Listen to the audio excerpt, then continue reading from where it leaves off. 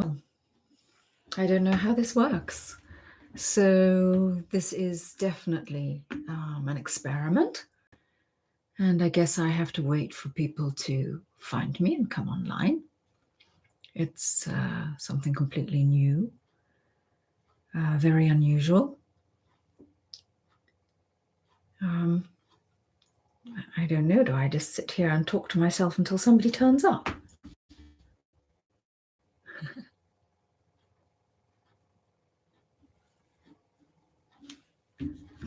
Let's have a look. Let's see. It says I should say something. Hello and welcome to my channel.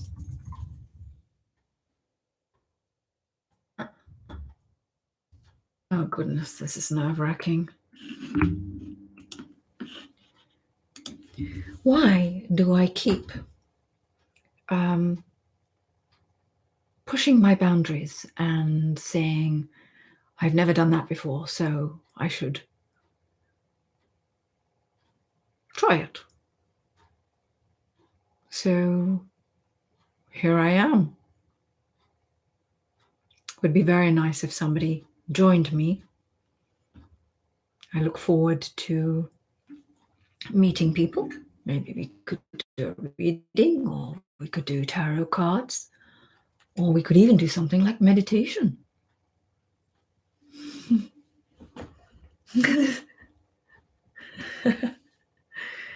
This is definitely one of the oddest experiences in my life. And if you don't try something, you'll never know, will you? You'll never try to push yourself. And if you don't push yourself, you never learn. And if you never learn, you're just going to deteriorate as a person, I think. Be interesting just to have someone to chat to on this glorious, glorious day. It's 1:10 in the afternoon, my time, on a Sunday afternoon. Probably not the busiest time on live YouTube. But again, unless you try it, you don't know, do you? I've been asked to do some readings, and if anybody has any ideas of who they would like a reading for, preferably either a politician, someone in a royal family, or celebrities. Celebrities are always quite interesting because they have very different lives in the public eye, and that means that more people are interested in them, and it gives you an insight into what's going on behind the scenes. I guess what this tells me is that I probably would not do very well on the radio, because I prefer to see myself as a listener rather than a talker. And as this is my first live stream, what I have learned so far is it might have helped if I had written a list of things to talk about. I just thought that if I go live, then people will automatically be watching YouTube, and they will log in, and then lots of people will be chatting, and they'll be chatting amongst themselves, and they'll be asking questions, and then I would be here trying to answer them as best as I could. Oh my goodness, I can't tell you. This just feels so unusual to be sat here, and I really look forward to someone joining me in my chat room.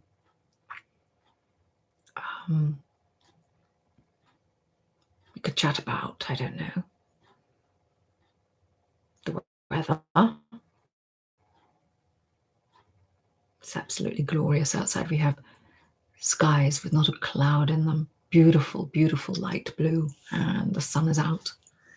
The leaves are starting to fall off the trees, and not fall off, fall from the trees. They're tumbling down like large multicolored confetti, nature's confetti.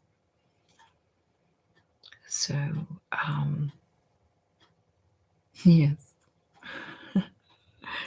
How long should I give to live streaming? I wanted to try it because I thought there will come a time when I want to do a reading for someone on YouTube, and this would be an easy way because they could ask questions and then I will answer them and do the reading at the side.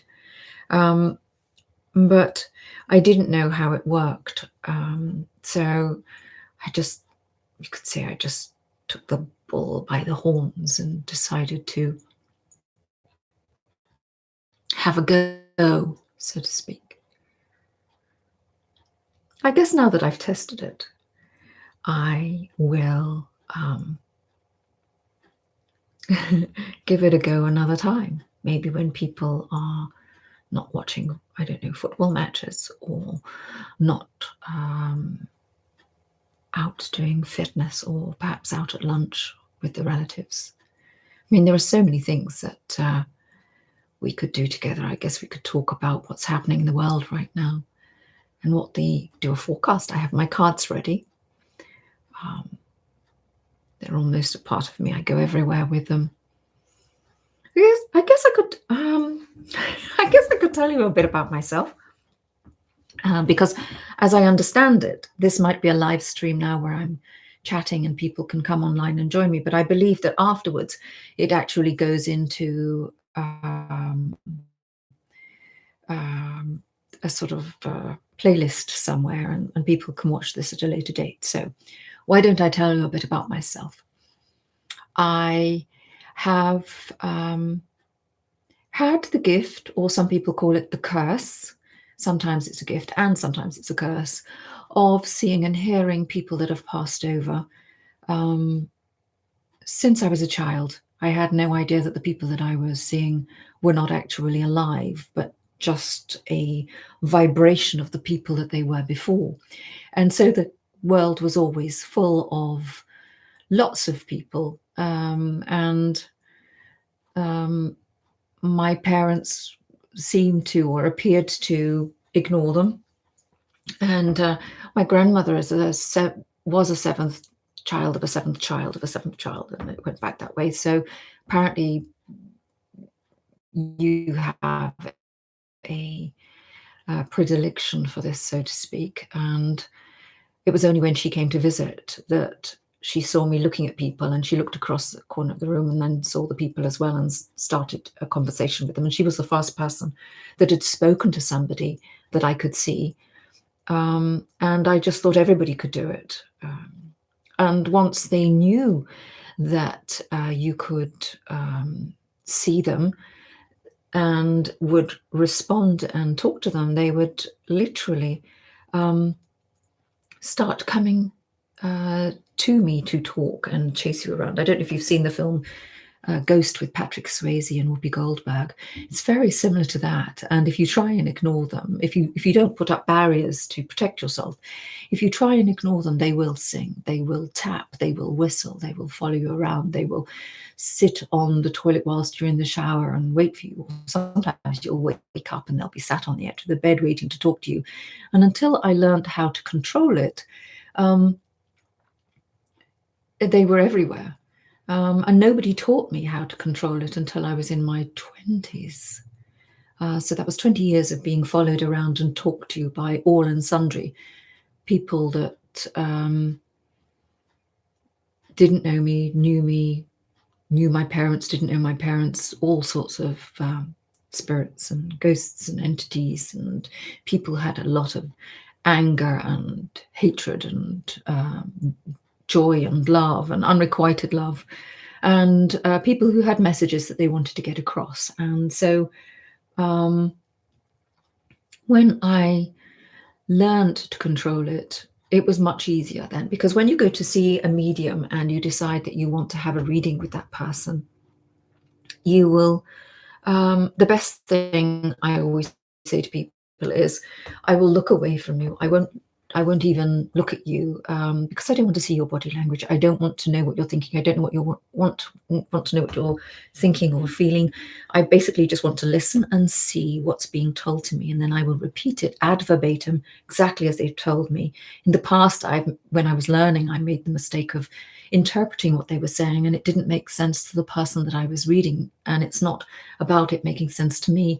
It's not about interpreting things. And people will, when you do a reading with someone, I always say to someone, just give them the name, your name, that's all. And then after that, you can sit there and say yes if it makes sense to you, or no if it doesn't. Now, it's like tuning a radio. You can say no, and it doesn't necessarily mean that it's wrong. It just means you might need to do some research, because you might not know what somebody has done in their life, but somebody else in the family might. And also, when you do a reading for someone, it's not like phoning Auntie Matilda and getting directly through to her. Quite often, a lot of people that will come through will be people that know you, or they will be someone that knows your neighbor who knows them. And the link can be quite tenuous sometimes. And I try and get it so that they will do names and places and birth dates and times. And I try not to go into why they passed, but if it's very important that the person knows that they're speaking to the right person, I will try and say how they passed and why they passed. But I try and focus on messages of love and hope. One thing I will not do if ever I do a reading is I will not tell you when you are likely to die or how you are likely to die. I learnt this mistake when I was very young. I did a reading for a family member when I was just learning the craft properly and how to do a reading and an actual clairvoyant gathering. And I was using the tarot cards. I was channeling from the other side. And I told the person of a death that was coming up, and that they wouldn't actually be very bothered by it. And if anything, it would be an annoyance to them. And this person was very, very, very upset and said, I would never, ever do that. I would never behave this way. And I didn't know any better. I was like reading the cards as, they came up. Oh, there's a death going to be happening of someone close to you, and it's going to be in the next couple of weeks, something like that. I was a bit more specific than that. Anyway, I had a tearful call probably 3 or 4 days later, and what had happened was this person's beloved pet bird had choked on his bird seed, and he was choking and making all sorts of squawking sounds as he died. And this person said, oh, be quiet, I'm watching television, stop squawking, whatever you do, I need to watch this program or something. And she phoned up in tears, absolute tears, because she had in fact not cared at the time that this beloved pet was dying. And I learned from that I should never tell anyone when something or someone is going to be dying around them, and I shouldn't tell them how they will or will not feel, because they did not appreciate that. And this particular lady concerned, she felt very, very guilty, and she was very upset with what had happened. So I learned from that never to do that again. So anyway, as I was saying, when you go to have a reading with a clairvoyant, don't say anything other than yes or no. You might want to take notes. If you want to use a recording device, then do, because quite often you won't remember everything that is said, and the clairvoyant is not making a note of what is being said, and the moment it's said, it's forgotten. It's like being a conduit for information coming through, and we're not always listening to what's being said. We're just repeating what's being said. We're not memorizing. It just passes straight through us and we forget immediately after. So if you want to take notes, do that. Then when the reading is over, that's when you can say, this was spot on. I'm not sure about this. I'll look into that. This was good. That was right. That was such and such. This is what this person was saying. This is who you were talking to. This is who I believe it was. And that will help the person, because sometimes when you say no, in the beginning, I used to feel quite, what's the word? I'd be disappointed if I do or did a reading for someone, and there's a performance anxiety that sometimes we can get because we want you to get the messages. We want you to be able to speak to your loved one. And so, quite often we will try very hard to bring that person through, but it's not guaranteed. And if when somebody says something to you and you say no, if you can't remember it, but it's very important to the person that we are channeling or speaking for, we will quite often repeat it. And it's better if you say no, but I will take that and look into it. Because if you say no, the person on the other side, the spirit on the other side, will keep repeating it. So say, for example, we have somebody that comes through and this person says, oh, I want to talk about my grandfather's watch. And you'll say, I don't know anything about my grandfather's watch. No, there's nothing to do with it, grandfather's. No. This person will say grandfather's watch or clock. And they will keep repeating it over and over again until you say yes. And we have to move past that. Oh, I'm sorry. I'm going to have to end this here because my dog is telling me someone's at the door. Okay, I look forward to seeing you again, and we shall continue this chat at another day. In the meantime, you have a super day. Bye-bye for now.